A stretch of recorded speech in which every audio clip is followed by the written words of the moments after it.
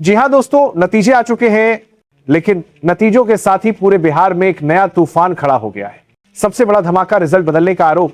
जैसे ही रिजल्ट की स्क्रीन पर आखिरी आंकड़े आए, पूरे बिहार में दंग करने वाली तस्वीर सामने आई। कई सीटों पर इतना जबरदस्त उलटफेर हुआ कि खुद वोटर, उम्मीदवार और राजनीतिक पंडित सबके होश उड़ गए। कहीं जीत का अंतर अचानक 12-0 से घटकर सिर्फ 400 रह गया, तो कहीं एक 500 वोट से पीछे चल रहा उम्मीदवार अचानक 3-0 से आगे निकल गया। और दोस्तों, यहीं से शुरू हुआ धांधली के आरोपों का तूफानी दौर। विपक्ष ने सीधे कहा, यह रिजल्ट नहीं, रिजल्ट मैनेजमेंट है। जबकि जनता पूछने लगी, यह खेल कैसे हुआ? उम्मीदवारों का आरोप, हम जीत रहे थे, ईवीएम ने हरवा दिया। रिजल्ट के बाद कई उम्मीदवारों ने कैमरे के सामने आकर बड़ा खुलासा किया।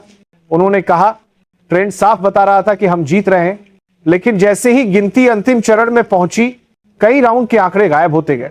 एक उम्मीदवार ने कहा, हमारे पोलिंग एजेंट को अंतिम 2 राउंड में अंदर जाने ही नहीं दिया गया। खेल महाराष्ट्र से शुरू हुआ, फिर हरियाणा में आया, फिर दिल्ली में हुआ, फिर वोट चोरी बिहार में शुरू कर दिया है। हम लोग लोकतंत्र बचाने के लिए मरने मिटने को तैयार है। कि बिहार का चुनाव हाईजैक हो चुका है।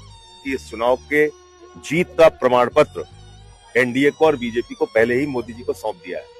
80 लाख वोटों की चोरी हो रही है, वोटर लिस्ट में हेराफेरी हो रही है, मरे हुए लोगों के साइन करके फॉर्म जमा कर दिए जा रहे हैं, जिंदा लोग पहुंच नहीं रहे फॉर्म करने, जमा करने, उसके पहले उनके फॉर्म जमा हो जा रहे हैं। तो क्या चुनाव का शोर सबसे ज्यादा है। उधर का पैटर्न लगभग एक जैसा दिख रहा है। अंतिम राउंड में भारी उलटफेर, काउंटिंग के दौरान मशीनें अचानक बंद, ईवीएम में तकनीकी खराबी का बहाना, और ऊपर से गिनती वाले कमरे में सैकड़ों पुलिसकर्मियों की तैनाती। क्या यह सब सिर्फ संयोग है या फिर पूरा मामला कुछ और है? यह सवाल अब हर वोटर के मन में उठ रहा है। जनता का सवाल, हमने वोट दिया था, गया कहां? रिजल्ट आने के बाद सोशल मीडिया पर जनता का गुस्सा फुटबॉल की तरह धमाके से फटा। लोग कहने लगे, हमने जिस पार्टी को वोट दिया वो एकदम शून्य पर कैसे?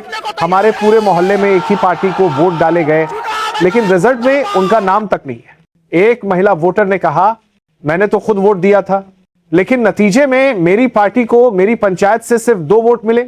यह कैसे संभव है? लोग बोल रहे, हमने वोट दिया था, गया कहां? ही सवाल हर गली, हर चौक, हर सोशल मीडिया पोस्ट पर गूंज रहा है। वायरल वीडियो, ईवीएम और स्ट्रांग रूम पर बड़ा शक।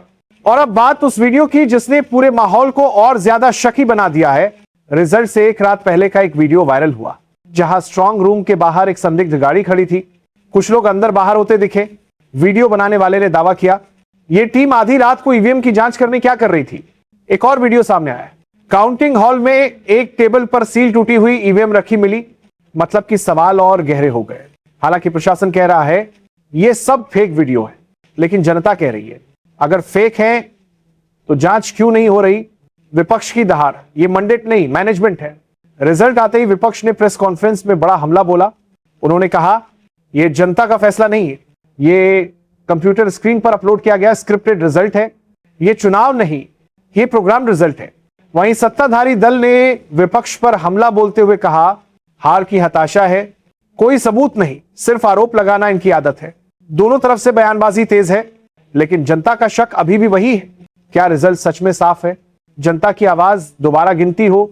कई सीटों पर जनता ने सीधे कलेक्टर ऑफिस का घेराव कर दिया। लोग हाथों में बैनर लिए चिल्ला रहे थे, ईवीएम खोलो, गिनती दोबारा करो। कई जगहों पर माहौल इतना गर्म हुआ कि पुलिस को भीड़ हटाने के लिए लाठीचार्ज करना पड़ा। लोगों का कहना, हम सिर्फ सच चाहते हैं, अगर कोई धांधली नहीं हुई तो दोबारा गिनती से किसी दिक्कत है। इस स्क्रिप्ट का क्लाइमैक्स, एंकर का पावर पंच। दोस्तों, रिजल्ट आ चुका है, सरकार बन चुकी है, लेकिन बिहार की जनता के मन में जो सवाल उठे हैं वो अभी भी चुप नहीं हुए। मानगर ने सवाल ये नहीं कि कौन जीता कौन हारा, सवाल ये है कि क्या ये जीत जनता की है या किसी तकनीकी सेटिंग का कमाल?